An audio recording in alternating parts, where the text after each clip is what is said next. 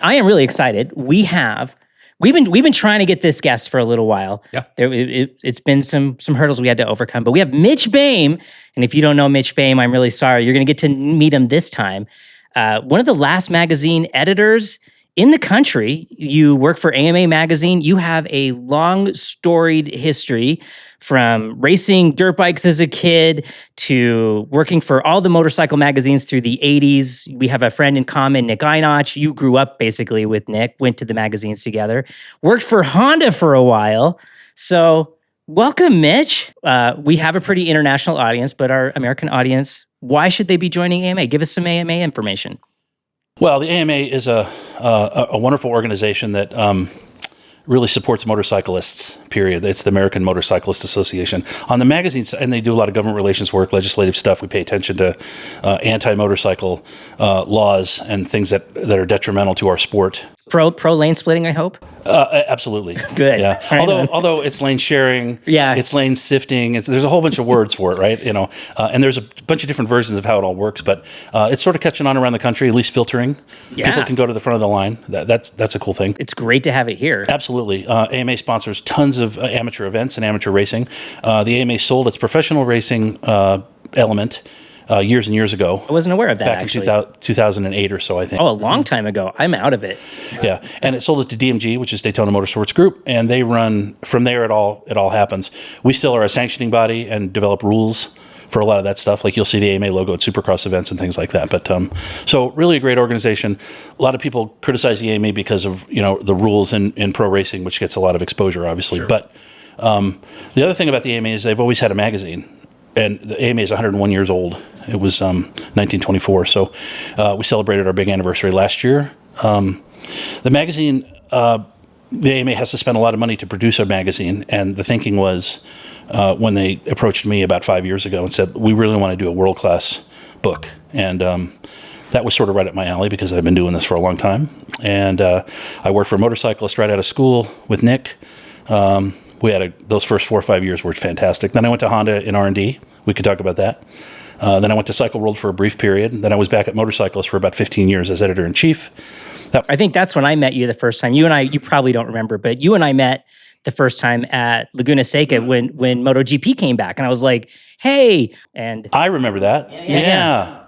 So I had this history with magazines, and when Rob Dingman called me and said, we'd like you to do the AMA magazine, it was just a wonderful opportunity, and I think we've made a huge difference in the magazine now. There aren't a lot of magazines left for all kinds of reasons. Right. There are probably more in Australia and Europe than there are in the U.S. A whole bunch of different reasons for that, mostly concerning ads and ad revenue.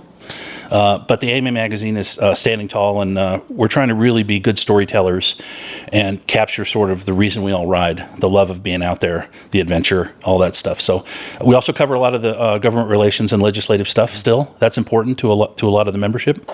So it's a good mix of that, and it's gotten super high reviews from all over the world. We have worldwide audience, but most of our members are in the United States, obviously. So, yeah. So it's been fun, and it's exciting, and it feels like the whole magazine. I mean, I feel fortunate to have grown up, at least in my professional life, at the end of the best period for motorcycle magazines, which really was the 80s and the 90s, I think. Just really fantastic stuff going on, especially in the 80s. So the bikes were changing every year. Everything was happening. There was, you had Schwantz and Rainey and Bubba Schobert racing and the National Series. It was just fantastic in those days. So we're sort of trying to keep that whole spirit alive and sort of reintroduce it to a younger audience. And I think it's starting to happen a little bit. So we're pretty good. I think it's interesting with the magazine now because of the advent of internet and instantaneous news information. It doesn't really make sense for a monthly publication to focus on news anymore, right? By the time you're published, it's not news anymore. It's not old. News. Yeah. Not news. I always think of it as sit up and lean back reading, right? Sit up reading is internet reading. It's facts. It's quick stuff. It's news. It's what's happening now. Whether you're following MotoGP or the National Series or Supercross, you want to. If you missed the race the previous night, you want to on Sunday morning. You want to check out what's going on and look at videos and stuff. That's all great. Sit back reading is in depth, sort of long form. Yeah. Feature stories on people and events and history and technology and all the stuff that sort of makes our industry go. And the Bonneville piece that you helped on so much is definitely good there. I mean, it really covers the human element, and that's the sort of stuff that I think is, you don't see a lot of that anymore, and we're trying to fill that niche, and it's been pretty successful so far. Well, and I think this our audience is that they are here for the storytelling, the stuff that makes it to the AMA magazine. It's not so transient. It's important now, and it's not important in a month. It's like, these are just the human stories and the interesting pieces. And that stuff lasts a long time. It's funny. I have an old magazine collection, which needs to have some organization. I'll put it mildly. But I love going back and reading stuff from the 70s and the 80s, even the 60s. Some of those feature stories back in the day about the people that sort of made the industry great, and who were instrumental in sort of forming a foundation of what we all do now. It's just fantastic stuff, and it's still important. It's still interesting. So the plan is to continue to do what we're doing and cover sort of the featurey stuff that no one else is covering. I mean, these stories that you helped out with on the Bonneville piece, for instance, no one's telling those stories, and I think that Bonneville group is really going to sort of appreciate that. In fact, they already are. There's already a pretty good buzz online. So, have you seen any of it? I haven't seen any of it, but I grew up, like, I came to motorcycles in the mid to late 80s, and honestly, that's what I wanted to be when I started out in this career. It was very formative, not only for my understanding of motorcycles, because magazines could go into depth, right? You learned every nuance of every motorcycle, and every episode that showed up, I would read it cover to cover. And I think I've carried that type of storytelling into everything that I try to do now. So there's a little bit of a thank you. It was an important part of my childhood, and it informed a lot of what I done through my whole career. It happened to me. I started out reading Cook Nielsen at Cycle Magazine and Gordon Jennings, people like that, and Art Friedman, who was a Motorcyclist and Cycle Guide, and Paul Dean and David Edwards and all those guys. Those are the guys that I grew up reading, and that inspired me too. So when I had the chance to go to Motorcyclist Magazine and just out of school back in '85, I can't believe it was that long ago, but it's 41 years now. Thank you, Art Friedman. You bring that with you. That whole idea of, this is important. This is almost a religious thing for us, right? I mean, it really, really, those editors that I read growing up in the magazines they made motorcycling special, and it made it stand out. And that stuck with me. And I think that's one of the reasons that I've been able to last here. Maybe it's just luck. I can remember my dad had subscriptions to all the magazines, Cycle World, Motorcyclist, all of them. And even as a kid, as 8, 9, 10, 12 years old, I would pour cover to cover through every one. I've read, when you would write your kind of the intro paragraph or page basically on every edition, I read every one of them. I would pour through the numbers on the bikes and everything, and I would have in my mind, I was like, oh, when I'm old enough, I'm going to buy that one because of the magazine and so forth. And it's funny how much that stuff influences you and kind of sticks with you, and it really does kind of steer and shape what's important to you. It really does. Yeah, you know? It really does. Well, that leads me to the question I really want to talk to you about, because I think it's the importance of journalism. You know, journalists have gotten a bad rap in today's day and age, but you were part of arguably one of the most important motorcycle articles ever written that completely changed the industry. In that article, we were talking about this before we sat down, blowing the lid off, where because of the resources of the magazine, you were able to start diving into motorcycle safety standards 30 years ago now. And I was wondering if we could talk about that. Like, that the magazine took a big hit advertising. It did. It was an important enough story, though, that I didn't even really think about that. My boss did. He was not happy. Well, maybe we should back up and explain for those who maybe aren't aware what that article was. Basically, we thought, and a bunch of neurosurgeons agreed with us, that motorcycle helmets were too stiff, and that they were transferring for small and medium hits, which are the most common hits that you're going to take on a motorcycle. They were transferring too much G-force energy to the brain and resulting in brain injury, some of it long-term. Look at Bubba Schobert. It's a pretty good example. Bubba was sitting upright on a motorcycle and ran into the back of Kevin McGee and fell and smacked his head on the ground from 5 feet. He wasn't going a million miles an hour. I think he and Lawson were congratulating each other, right? And McGee had stopped to do a burnout or something. Anyway, so that's a perfect example. And so depending on the standard that the helmet has to meet, whether it's Snell or DOT or whatever, ECE 2205 or 2208 or whatever that is now, we just felt that we would... So we wanted to test all of the helmets, and we did. And I had been pushing to do that story for about a year and finally got the go-ahead. We bought one of every helmet and tested them all on the most advanced rig we could find, which is down in El Segundo, California. They do a bunch of DOT testing. They have a really modern rig, and we basically dropped every helmet from like 3 feet, 5 feet, and 7.5 feet, every one, and then measured the G-forces. And you could lay it out. The softest helmets were DOT helmets, the ones that absorb best, and then came ECE, and then Snell was the stiffest. They were the hardest, and basically we just printed the results of that and showed people. And of course, we were immediately. The feedback was instantaneous from Snell, and because they didn't come out looking very good there, and a bunch of companies didn't like it either because they were adhering to the Snell standard. But we just thought that this is important. We're not trying to harpoon Snell. We just wanted to say these are the hardest helmets. Now, the argument on the other side is if you get in a catastrophic crash, right, you want to have a stiffer helmet, which is true. But in a lot of cases, the crash is so bad with blunt force trauma and head injuries that it doesn't matter. Doesn't make any difference. So the question is, I mean, there's the old saying, tell me what kind of crash you're going to have, and I'll tell you the best helmet to wear, right? Sure. But we wanted to sort of shine a light on the fact that some helmets are too stiff based on standards that they have to adhere to, and so that definitely changed things. Now, Snell harpooned us in the media for a year after that all came out, said we were terrible and we were devils and everything, but they actually softened their standard a year later, or a year and a half later, and then I think they've done it again more recently. So, they're definitely moving in that direction, which sort of legitimizes, I think, the effort that we put in on that story. But that was back in 2007, I think. Is that when that was? 2006 or 2007. So it's almost 20 years now. I still love and wear Arai helmets, but Arai got really upset because their helmets also, like this beautiful handmade artisan product. I don't think people realize how special Arai helmets actually are. The training to pop the styrofoam into but it really made you question. I mean, a lot of these helmets are basically a shell and a styrofoam cup in these complicated ways. As I recall, Arai got pretty upset. Michio Arai, who I think he still runs the company. He's older now. He was in our office a week after that magazine hit the newsstand from Japan. He flew in, and he was not happy, but when we presented sort of what I just talked about a few minutes ago and showed him the results, he softened his approach just a little bit. So he still pulled about $200,000 of advertising out of there.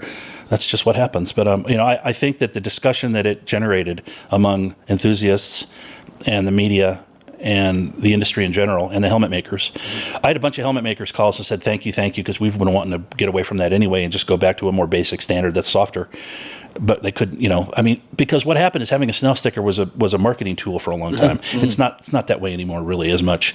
People look at helmets now based on the features and whether they have a certification. And like you, I was a big Arai fan for years and years. I still am. Yeah, I still wear an Arai helmet.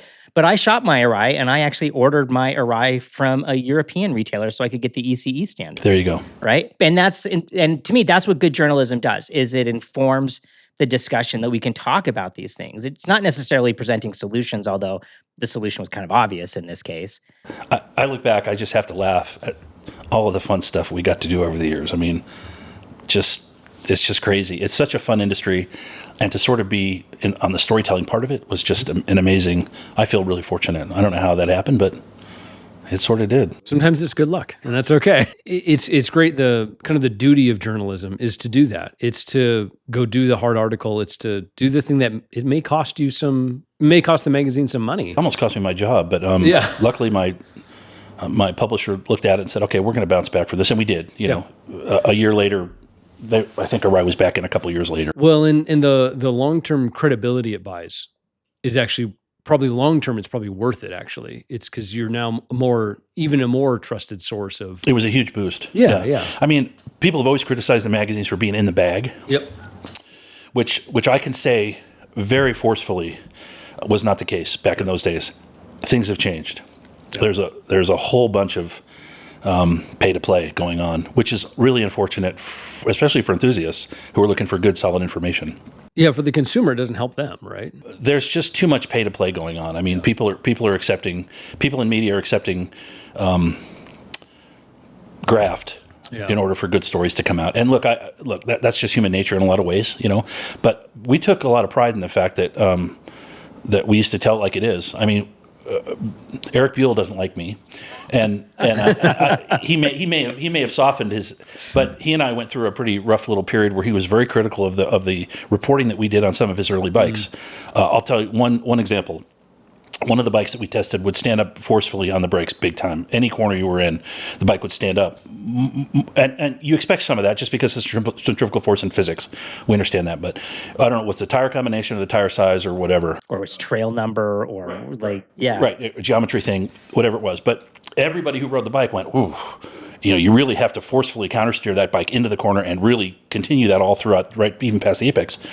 And of course, I got a call from Eric, and Eric was really not happy about the fact that we said that. And I explained to him just what I said to you, and so that's a problem. But you can't sugarcoat that stuff. I mean, you got to be. I mean, if you get used to it, it was okay, but it just was such a different sort of a characteristic from all the other stuff that we'd been doing, and we were all road racing at the time. Mm-hmm. I mean, anyway. It isn't like we didn't know what the hell we were doing. Well, Eric watches the podcast, so just watch for him in the comments. He's a really sharp guy, and I have a lot of respect for him. And he's recently put out a CD or an album because he's a guitar player. Oh, I didn't know that. Yeah, it's pretty good. But back to the comment in hand with wouldn't you take that as an opportunity to improve? Rather than being like, why are you being critical of my product? It's one thing to be like, oh, these colors are disgusting and who could ride a purple motorcycle? But you're actually talking, again, it's like the helmet issue.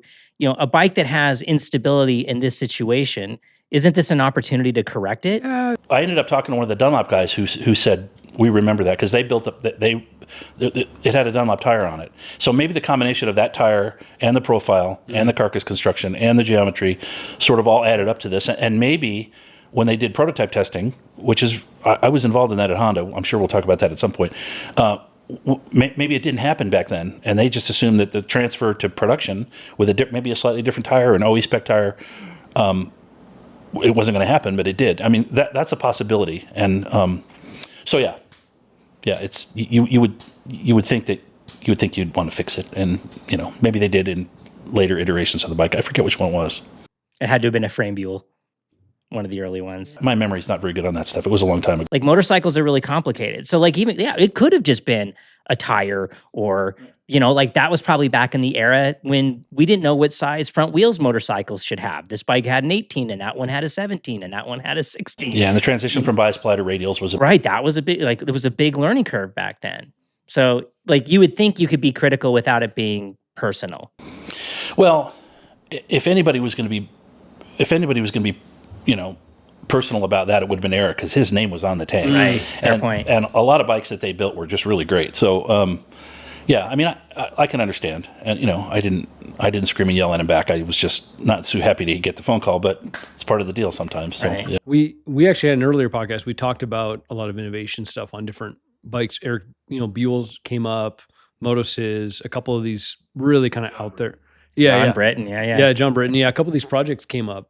I'm curious, you've got this background with Honda that you had for a while, dealing with prototyping and testing and developing and so forth. I'd love to hear a little bit more about that. Yeah, it's an interesting story. The first 4 years that after I first got the job, Nick and I were racing constantly. We won the Willow Springs Weir 24-hour 3 years in a row with the team Vance and Hines. We were both on that team. Those were great years. A lot of club racing out at Willow Springs and a lot of track riding all around the world. Actually, we would go to intros at Monza or in Japan or wherever. So we were doing a lot of racing and a lot of testing. An ex-Superbike pro named Mike Spencer, who was with Team Honda for a couple of 3 years back in the day, really, really nice guy and a fast rider. Mike left American Honda, and the guys at American Honda, for some reason, looked at me and said, let's see if Mitch wants to come over and do some R&D stuff. And I had been at the magazine for 4 years, and it was a dream job. But the guy that, Dirk Vandenberg, who is now gone, tragic crash, he came up on an RC30. Oh, I love that motorcycle. And, I knew what he was doing, because RC30 was not available in the U.S. at the time. Yeah. This is in early 89 or late 88. Anyway, We went to lunch, and I wasn't making any money at the magazine. I mean, I literally think I was making $17,000 or something. Oh my gosh. To live in LA. I didn't care. I remember when Art Friedman called me on the phone to tell me they hired me. He told me the salary, and I don't even remember what it, I just remember going, I don't care what it is. You don't care because you're 23 years old, and it's a dream job. You want to move to Los Angeles and live poor, but have motorcycles up the yin yang. So that was good. So the Honda job was double my salary. I think it was like $40,000, which seemed like a ton of money at the time, right? And I guess it was, it was more than I was making at the time. So, but really, I was interested in sort of the whole development thing. Yeah, how is a motorcycle made, right? Like the job was literally development A to Z. Initial concept, sketch, meetings, clay models, early prototypes, which are mule prototypes, just to figure out geometry and motors and stuff like that. Late prototypes, which are much more finished. Pre-production stuff all the way through to production. So to follow that process all the way through was fascinating, and it's a lot of work. So I ended up sort of being the lead development guy for American Honda on street bike side. Bruce Ogilvie was the dirt bike side guy. Bruce is a famous Hall of Famer, Baja 500, Baja 1000 racer. So that was just a really fast, and I got to work on some really, really cool motorcycles. So what motorcycle did you develop? To give us like VFR 750. Oh, one of the greatest motorcycles of all time. Not the original one, not the 86, but the 90. With the plastic on the kickstand that hid the kickstand under the fairing? I don't remember if that was the one, but the 1990 VFR, CBR 600 F2. The F2. CBR 900 RR. You have the speed holes in the fairing. Speed holes. I have a good story about the 900. Yeah, tell us about the 900. Anyway, I'm doing a bunch of testing with the development team on the 600, and there's a black prototype running around also with a Japanese test rider on it, and spar frame, looks like a full-on race bike to me. So I said, my Japanese colleague, I said, what's that? And he said, oh, very still very secret, but new CBR RR. And I was like, oh, okay, because we'd heard about it in meetings, but it wasn't something that we were actively working on at the time. The CBR 600 was. American Honda had a lot to do with the CBR 600s all those years.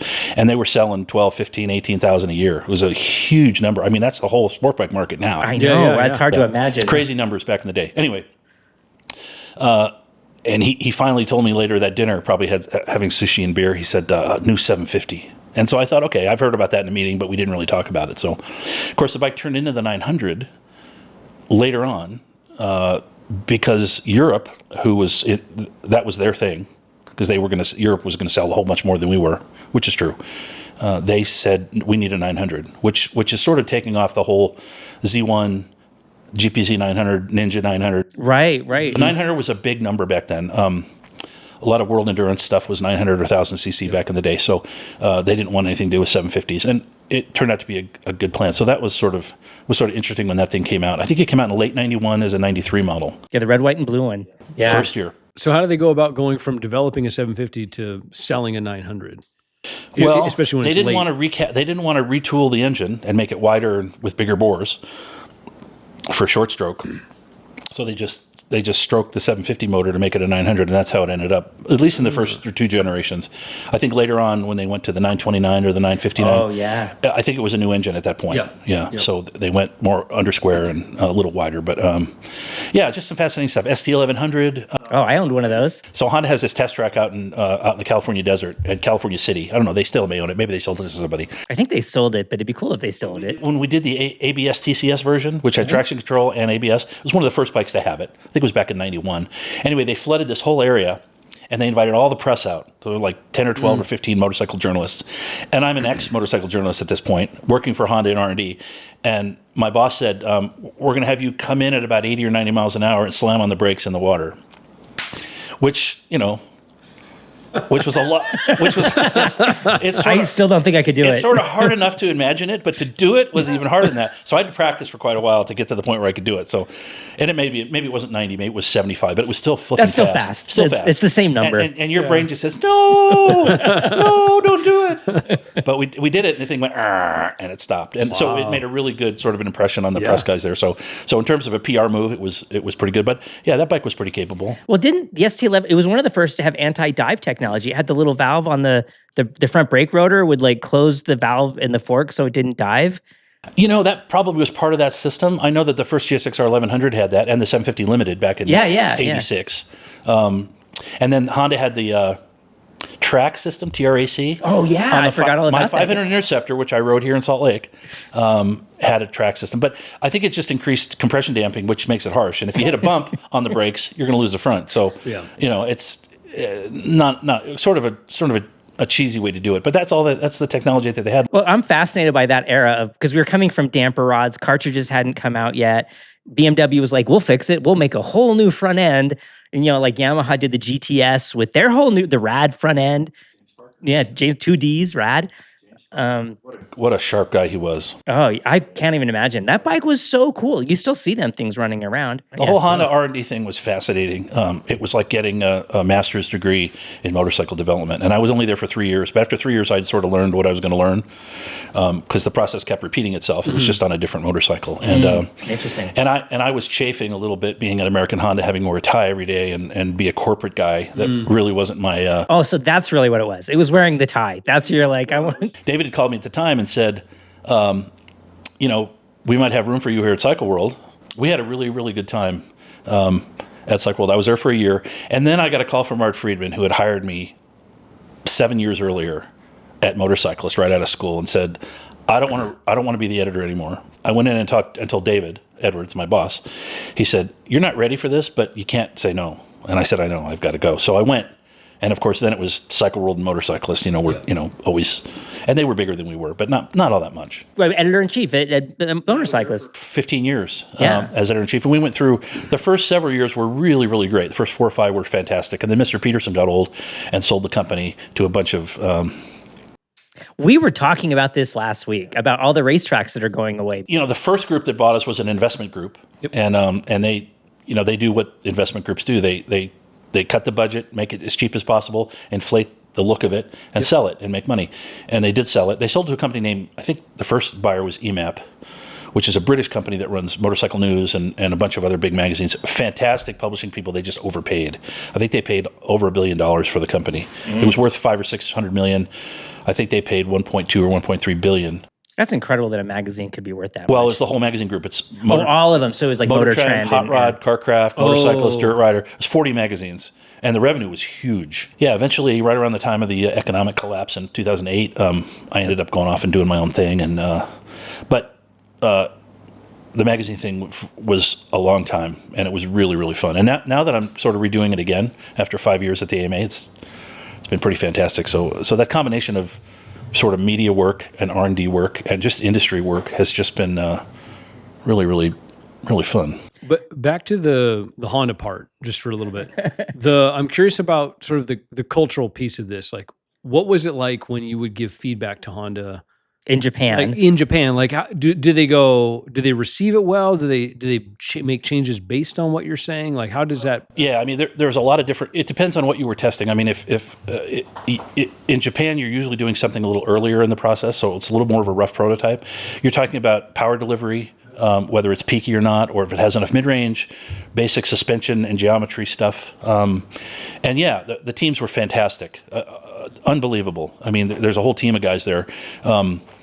You would try to get chassis balance just right. You get compression settings or spring settings. I was always heavier than the average guy. Of course, their guys were too light. Yeah. So I was heavier than the average guy that they wanted to shoot for. I mean, the average guy in a sport bike should be 185 pounds, 190. The Japanese test riders were 150. They're built like they're my size. Yeah. So it always works out for me. They took the feedback fantastic. It was a team. It was a team effort, and then after a full day at Tochigi or at Suzuka or wherever we would go, there was always evening festivities, which in Japan is great because the engineers rarely had a chance to go out and party like crazy. I mean, they did, but when they had an excuse to use the expense account and take the Americans, the American testing guy out, So yeah, there were some crazy sushi dinners at night, and I was eating all kinds of stuff. I had no idea what it was, and they were all laughing.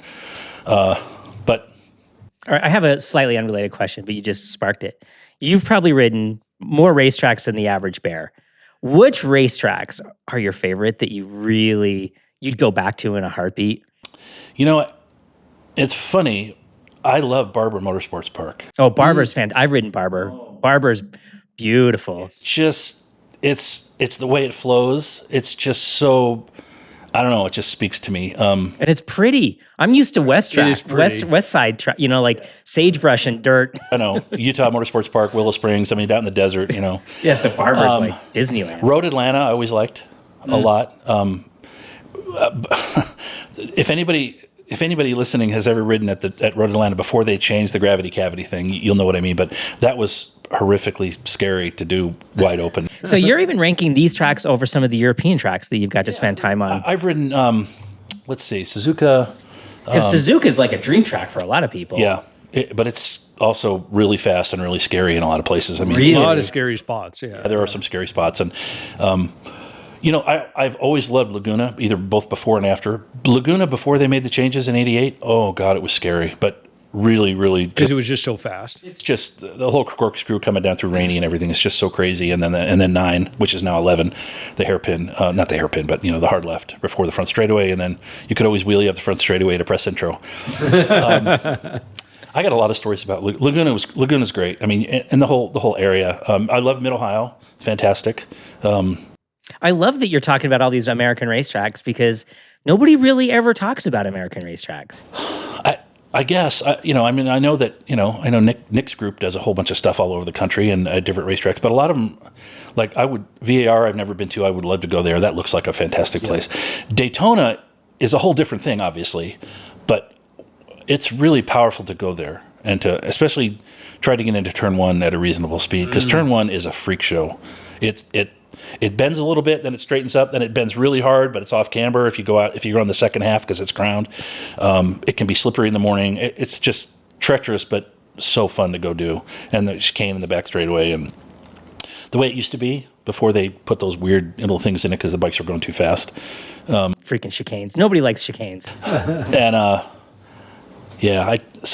that's a few. I love it. That's really cool. No, it's really fun. I mean, I just feel so fortunate to do that. It's funny, the first intro I ever went to was at Laguna, and it's before they changed it. It was in '85. It was the worldwide GSXR 750 1100 intro. They had already introduced the 750 a year earlier in '85 in Europe and Canada, but in '86 they introduced the 750 to America, but also the 1100. So Suzuki had like 60 or 70 journalists come to Laguna. That's a big And they had the track for 2 or 3 days. And I had just basically, this was in like August. 2 or 3 days at Laguna. Oh my gosh. Oh, so it's hot as balls. Yeah. I started in July of '85, and I think the intro was probably in August or September, something like that. And I hadn't been to Laguna. The bikes had stock tires, and they were those early Excedra Bridgestone radials, which were dude, I know that tire. No, I'm a Bridgestone guy, but those tires. early ones were sketchy, and everybody who rode on would say. And so that was a little weird, and I was a little worried about not making a fool of myself in my first introduction. But Nick was there, and I think Jeff Carr was there, and so I think the three of us went up. The press conference was like 6 hours long. Holy because the Suzuki Japan insisted on doing it in Japanese and then having a translator, so it was twice as long as it needed to be, which was a little interesting. But those introductions were fun. Yamaha wants another intro story if you like. I could tell these all day long. Yamaha did a big intro for FZR 750 or FZR 600. I think it's back in '87 or '88. I can't remember. But they had pretty much the entire Yamaha line up there, and so they were focusing on the sport bikes. And Nick and I would go out in the morning, and we did a whole bunch of laps and dragging our knees all over the place and riding these new bikes. But then they had Venture Royales, they had VMAXs, they had all these other bikes, Viragos, So we started kind of sampling all these other bikes, and we would go out onto the racetrack. And I got to say that the press corps back in the day, and probably still today, there's a wide range of riding guys. You had Danny Coe and Don Canet, and then me and Nick. We were all racing at the time, so we were going pretty fast. And then you had some other guys who didn't race, and they were slower. So Nick and I went out on a couple of Venture Royales, and we had been riding a lot of. Every time the magazine would ship in Southern California, I would ride up to Salt Lake to see my mom and visit one of my girlfriends or a girlfriend or an ex-girlfriend or somebody. Anyway.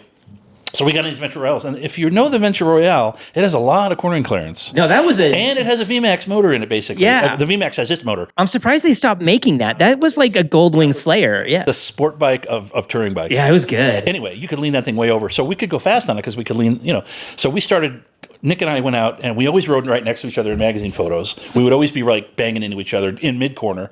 So we were doing the same thing around Laguna, and of course we were catching some of the slower guys who were out there on sport bikes and passing them. And there was a guy named Claude Leroux who was from Cycle Canada, really fast road racer.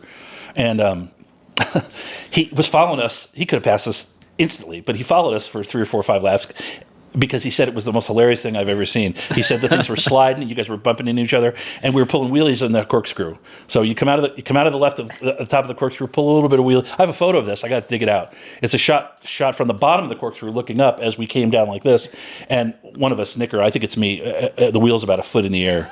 So it was just the funnest thing. We got off the bike, and we were laughing and high-fiving and everything like that. And Claude came up to us and said, I've never seen anything funnier than that. It was just the greatest thing. So what did Yamaha think of that? Oh, Willie Amaradio was their PR guy. He loved it. Well, yeah, because everyone was like, I'm buying one of those. Yeah, seriously. Like, holy cow. It's funny. And then, another story is Kawasaki introduced the EX500 back in, I think, 86 or 80, probably 87, I think. It was a Ninja 500, but it was called EX500 back in the day. And the introduction was the La Carrera road race, which was Ensenada to San Felipe, wide open on a public road. That was the press introduction. Can you imagine lawyers approving that today? I mean, that was a dangerous, and I'll tell you one story about that. There was this one, I think it's Valley de Trinidad down in Baja. It's like 20 miles long, and you could see forever. It's just one of those roads that just goes on and the thing. And I came out of this corner at the top of the thing, and I go, okay, just leave it wide, because we were wide open the whole time. 118, 120, 122 miles an hour, whatever the bike went. And I'm ripping, and the road is supposed to be closed to traffic, except for us. It's Baja, right? So I get down into the base there, and we went past where Malcolm's orphanage is, and I see this large thing in my lane, but I can't tell what it is. It's a big dark spot. And I'm still, at least you're on an EX500. You weren't probably going that fast. 120. Okay, that's quick enough, but Not like 160, 170, right? Yeah. As fast as it'd go. These days, your V4 Multistrada could go 175 probably. In first gear, yeah. Second forward. You really like that thing, don't you? So I'm coming down this thing, and then I go, okay, it's a big truck. Can't tell what lane it's in. Okay, then I'm getting closer and closer. It's like, okay, it's in that lane. So I moved over into the left oncoming lane. Nobody coming in my direction. So the road's mostly closed. And when I get within 100 yards of the thing, I'm still going. I backed off just a little bit. I see that the little left blinker is blinking. So I butt clenched, seat foam harvest, and I moved way over to the left, and I flew by the thing. Stupid, I should have slowed way down, and I didn't. And when I looked in the mirror, like 3 or 4 seconds later, it turned left. Yikes. So I feel like, how close did I just come to be in the splat mark? Right. Wow. We wouldn't be doing this interview. Yeah. I mean, that bike only had one front disc, as I recall. So I don't know how much slow you. Well, yeah. Well, it would have been better than 120 for sure. But just a lot of crazy stories from back in the day. It was the wild, wild west. Like, it was the golden era. We always talk about this, but we really should get our stories together, he and I, and also Jeff Carr and some of the other guys at the other magazines, and pull a bunch of those background stories. Now, I don't think the book would sell all that much. Certainly not like the Malcolm Smith book, but which I hope we'll talk about. But I think it would be really interesting glance back into that era of motor journalism, which has changed so much for a whole bunch of different reasons. So yeah, we were talking about this before we sat down, that you have to evolve. Like, the industry has changed, how people consume media has changed. Absolutely. Right? But I look back at the magazine era very fondly. It was, I think what you were saying about like lean forward reading versus lean back reading, like I had a crappy job at a video store renting VHS videotapes, Video USA. And like I would always bring like copies of, and I preferred Motorcyclist to Cycle World hugely because the articles were more in depth. It was satisfying. And they were all a little different for sure. Yeah. We tended to have a lot of fun at Motorcyclist. We weren't so serious. Mm-hmm. Well, we should talk about another article that you did that was also hugely transformative for me, was the drinking and riding article. Speaking of not so serious. Yeah. like you could never do that now, but like talk about, like, let people know like what this article was about. And yeah. It's funny. I think we're drinking the same thing right now. Yeah, Elephant Malt Liquors. Willow Springs has a skid pad, and so we got the MSF. We got the MSF to come out and design us a little track, and a couple of places where you had to stop, get off the bike, put the kickstand down, run around the bike, jump back up. You had to be able to actually operate your body, which gets difficult if you're slammed, right? So we thought, let's get a couple of really slow little motorcycles. I think we got a 450 Rebel from Honda, and they made this little cone racetrack. It wasn't a racetrack, but on the skid pad. And then there were two places where you had to stop, shut the bike off, turn the key off, get off, put the kickstand down, get around the bike, get back on. in order to see if you could had your functions with you, obviously. And so we did it. First we kind of did it to learn it, so we would know it, and then we got it, and then they timed the first one, and then Nick and I sat down and had a full one of these beers, and they're higher alcohol than normal beers. Normal beers is what, 4 or 5%. I think these were like 6 or 7. I think something like that. Anyway, so they were strong beers. So we had one, and we went out, and we were. So I don't know if Nick was faster, but I was faster than I was before. And then we came back in, had another beer, let it sit for 10 minutes, went out again. Second beer, I was even faster, but it was getting ugly. I mean, they videotaped the whole thing. I wish I could find that videotape. It was really funny. And then, of course, I think I was fastest. I don't remember what Nick's times were. And if you screwed up, you got seconds docked or something like that. But my fastest time was after 3 beers, which makes sense because that's when you're loaded and you think you're invincible and you can do whatever the hell you want. Nobody's going to mess with you and you're never going to crash and screw off, So, and then it dropped off precipitously. We were tripping over ourselves and falling down, and Nick lost the front and crashed. And, we had a photographer out there. So the story was great. And it was what everybody knows. You shouldn't do this. It's really stupid. Yeah, well, I read the article at that time when that temptation was the greatest. And I remember reading that article. I was like, I'm never going to drink and ride. I mean, a lot of motorcyclists die because of drinking. Yeah, and it's still a huge problem. Yeah. Exactly right. So I like the idea that you and Nick convinced the magazine to fund your drinking debauchery. and riding. Yeah. It was called the Drunk Tank Tapes. The other thing that Motorcyclist did that was unique, it was my favorite part, was you guys would do the staff tours once a year. That's one reason that magazine was so popular at the time, is we had a great time and we were always making fun of each other in the off the record comments, and we just had a lot of fun. We were just the one of the guys there called us the adrenaline crazed punks, me and Nick. So, and we had a bunch of, there were 4.5 years of that to start off, and it was just really, really, really fun. And we were flying all over the world, and then we did that Laredo, Texas thing where we broke Cycle World's record. Cycle World had taken a GSX-R 750 and gone to Laredo and done a 24-hour. I think they 120 some miles an hour, which is great. They did a good job. American Honda, to introduce the VFR, took their race truck and about 25 people and invited all this media to come out to break that record with the new VFR, and we did that. That was a fascinating thing. The first bike blew up after 4 or 5 hours. Oh, really? Yeah, some casting flaw on the piston or something. Anyway, the next one they had a backup bike, so they put all the accoutrement on the backup bike, and it went fine for 24 hours, no problem. But Mike Spencer, I think, hit a pig or hit a badger at 100. I mean, that thing was 150 miles an hour at the time. So Yikes. We're just ripping along through the dark, and there's coyotes and stuff running across the racetrack and everything. So that was fun. And then we did those weird 24-hour stories with Vance and Hines. That was fantastic fun. And it was good because we only did one a year. And, Team Suzuki would come out, Ulrich's team, they were number one. They were champions every single year, it seemed like. They ran into some problems, whether it was mechanical. I think Jamie James crashed in turn 8 one year. The human race team with Kurt Hall and those guys. Adventurous stuff like that we would do. I guess it's called participatory journalism at this point, and some people still do it. It's just fun. I mean, you've got to provide some entertainment, but also give them good information. And that was sort of the key. And we were having a good time, and I think it showed, so... Did you try to make the AMA magazine what you've always wanted a magazine to be? Did you try to bring that to what you're doing at AMA? Parts of it. The storytelling and the fun. Like in our issue that's sort of out now, not the Bonneville story that you helped work on so much, but the one prior to that, this guy Jack Snyder, he's from Boise.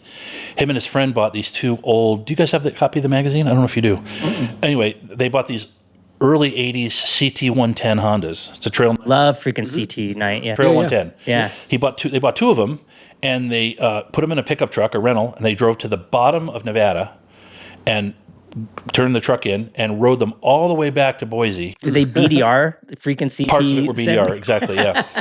And they rode them all the way back through Nevada on dirt. There's basically no asphalt. And they ran into all kinds of trouble. They had flat tires, they had engine problems, they had to fix stuff on the road, they had snow, they had 110 degrees in Death Valley. It's a wild adventure. And so that's a good example. And we did 14 pages on it or 16 pages on it. It's just it's a fascinating story. So those are the things we're sort of trying to bring to bring to the thing. Your Bonneville piece that you worked on, again, great storytelling, really fantastic photography. When you marry great storytelling and good photography, it's inspiring, it's fun. If I end up doing something, like I go to Europe every year and do an alpine trip of some sort. This year we're going to start all the way in eastern Austria, which is way over there above Slovenia and everything, and we're going all the way to France. So we're basically doing the entire Alps. Oh, how fun is that? Start to finish. And that's going to be in September and October. So that's like a 14-day tour. Wow. So I'll go do that, and I'll get a test bike. I'll probably get a V4 Ducati, actually, a Multistrada, because I have not ridden the V4 yet, unless I steal yours. Come on, you're a V4 man. You spent time on V4s. I have, yeah. My V2, I love my V-twin, but like I said, it locked me in a position too much. I couldn't move. It's like I need to move up and back. So anyway, my BMW fits me better than my GS, so that's fun. So to answer your question, yeah, it's not the same. Mm-hmm. I mean, I don't have a cohort in crime like Nick, because he and I, we were living together. We were going to the Mac. We would get up in the morning and have coffee, and we'd jump on our sport bikes and put our aerostate suits on, and we would ride down the 170 and go over the Cahuenga Pass on the Sunset Boulevard and go to the magazine. And we would look at each other and go, pinch us. Are we dreaming? What's the deal here? It was just amazing for four years. And we would go off and do all these crazy adventures, whether it was some European tour or some racetrack thing in Italy or wherever, all around the world. This Laredo, Texas thing, we had so much fun. And then in later years, we wanted to kind of do the same thing, but it was never quite the same. It's almost like, when the band gets back together, it's not quite the same. Yeah. But in terms of really good storytelling and having fun and really sort of shining the light on the stuff that really makes us get goosebumps in the motorcycle space, that's what we're trying to do. And the feedback that I've gotten from the magazine, and we're a little like Cycle World used to be, the magazine part of it, because they had to, David Edwards had to cover a lot of different stuff. Mm-hmm. He had to cover a little dirt, he had to cover some touring, he had to cover some sport bike stuff, maybe a little bit of racing. Race Watch was in the back. You had to have some news up front. So you had to sort of be an umbrella on the whole thing. That's really where we are now. We have to cover a little bit of everything. So we try to cover AMA events, we cover the off-road side, we cover a little supercross, we do collectors, we do technology, we do storytelling, we do Bonneville, we do touring, a lot of adventure stuff these days, because a lot of people are buying adventure bikes and going crazy. So it's a little bit of a challenge to try to put a little bit of everything in every issue, and sometimes we fail and sometimes we're good at it. So, but the overall impression of having fun with the magazine and enjoying what you're reading and being inspired by it, that's the key. Well, and we see that on this channel. We have the audience that we see is, we've got some racers, we've got track day people, we've got touring guys, we've got adventure guys, dirt bike guys. It's that whole gamut, but I think a lot of folks can appreciate, this is two wheels. I'm kind of here to learn. I'm here for the all motorcycles deserve love. Absolutely. That's right. Yeah. Yeah. You wrote a book about Malcolm Smith, and this is more than just a book. This thing is like a big giant magazine. It's full of photos, but you hung out with Malcolm Smith. You can buy this book at malcolmsmith.com, you said, is where you can buy this book. It's hardbound. It's gorgeous. The photos are beautiful. Malcolm Smith is one of the greatest motorcycle riders of the last century. Like, the man is absolutely amazing. So tell us about the book that you wrote. He was an On Any Sunday. He was one of the first Husky riders, ISDE champion, Baja champion. He did the Widowmaker here at the south end of the valley, which was in On Any Sunday. If you haven't seen On Any Sunday, the documentary by Bruce Brown, you got to go see it. Malcolm did it all. He was a businessman, family man, racer, ambassador, nicest guy ever. Hardcore businessman, but just the nicest guy ever.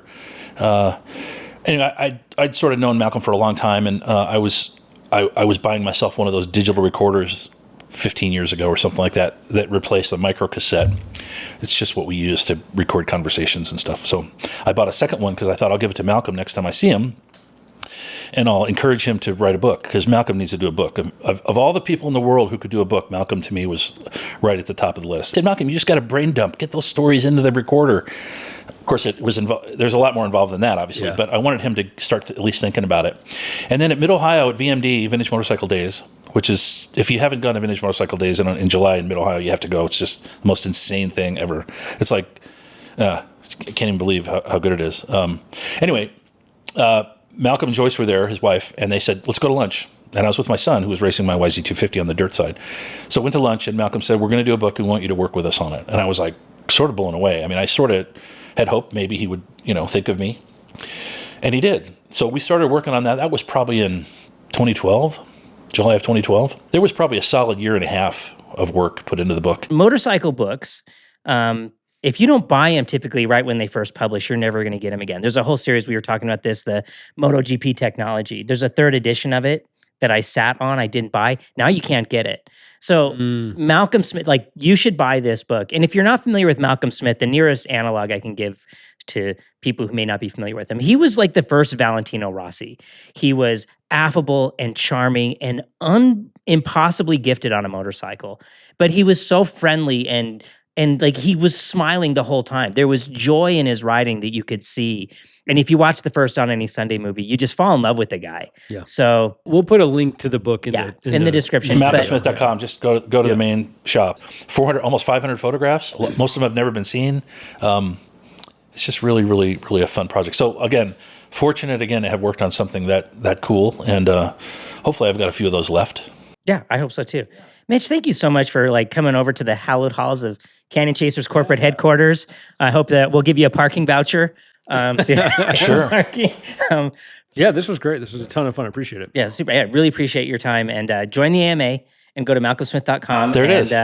And buy the book. Yeah. We can get them both in there because they're both very worthwhile. The AMA does great work. I mean, especially on the legislative side. I mean, there's a whole bunch of closures happening, and we fight against those. And we get people in the region to sort of speak to their representatives, and it makes a big difference. We just had an example that just sort of happened, and people got involved from all over the country actually, and it impressed the lawmakers so much that they backed off. And I forget the details, but yeah, that's good stuff. Plus all the amateur racing and amateur events we do. Yep. Well, and lane filtering, whatever you want to call it, is opening up in more and more places. And if it saves lives, it does. Having done it for 25 years in LA traffic, absolutely. Even here, like it saved me out of situations where I just filtered to the front. And yeah, because people are paying so much attention in their cars these days. Right. Yeah, we got that podcast they got to listen to. There's that. Hopefully they're concentrating on the road. That's right. That's what the great thing about podcasts. You can do both. You can do both of those things, yeah. All right. Awesome Thank stuff. you so Thanks much. A lot. Appreciate it. Yep. And we'll see you all next week.